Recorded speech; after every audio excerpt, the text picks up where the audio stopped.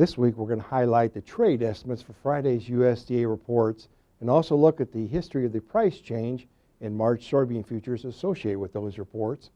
Then we're going to turn our attention to South America, specifically looking at Brazil, where they're harvesting early beans as we speak. Then we're going to come back to the U.S. and look at trends in export sales, and then wrap things up with a long-term review of November soybean futures.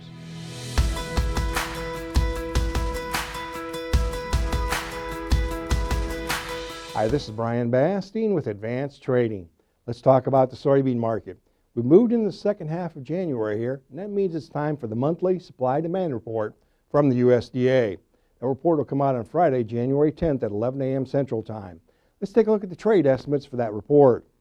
There's actually several reports coming out that day. We'll get a final update on the size of the 2024 soybean crop here in the U.S. We'll also get an update of grain stocks on December 1st, and we'll also get an update of carryout estimates. Here's the key message as we've highlighted here. Through all those numbers, take a look at that carryout number on Friday when all the dust is settled, as it were. 457 million bushels is what the trade's looking for. That's 105 million bushels on that trade range, though, from 390 to 495. So here's the critical message.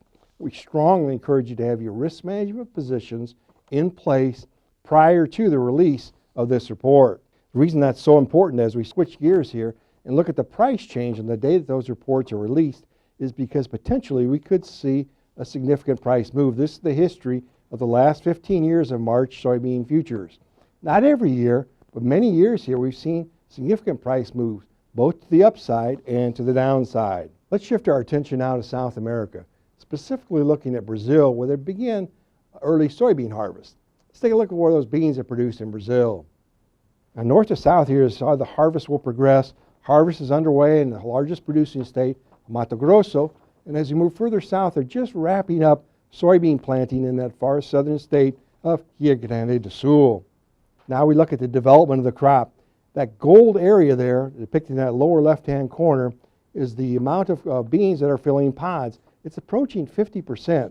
So critical to know that we're in that August time period, if you will, here in the Midwest, throughout the entire country. Early harvest north, not so much in the south, where they're just finishing planting, but overall, through the heart of the belt, quite a bit of those beans are filling pods. That makes weather extremely important as we move into mid-January.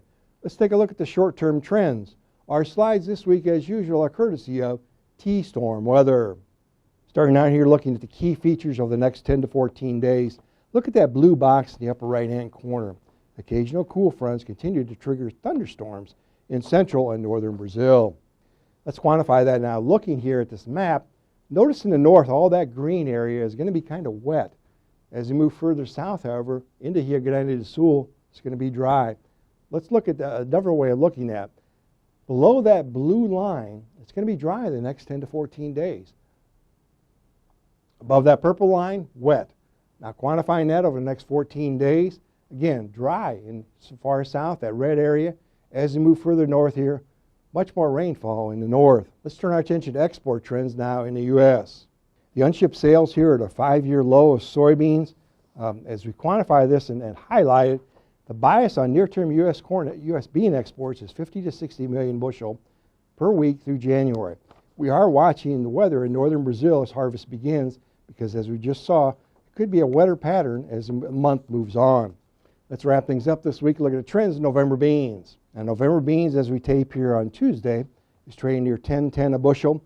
We continue to strongly encourage you to work closely with your trusted risk management advisor to get your risk management positions in place for your expected 2025 production.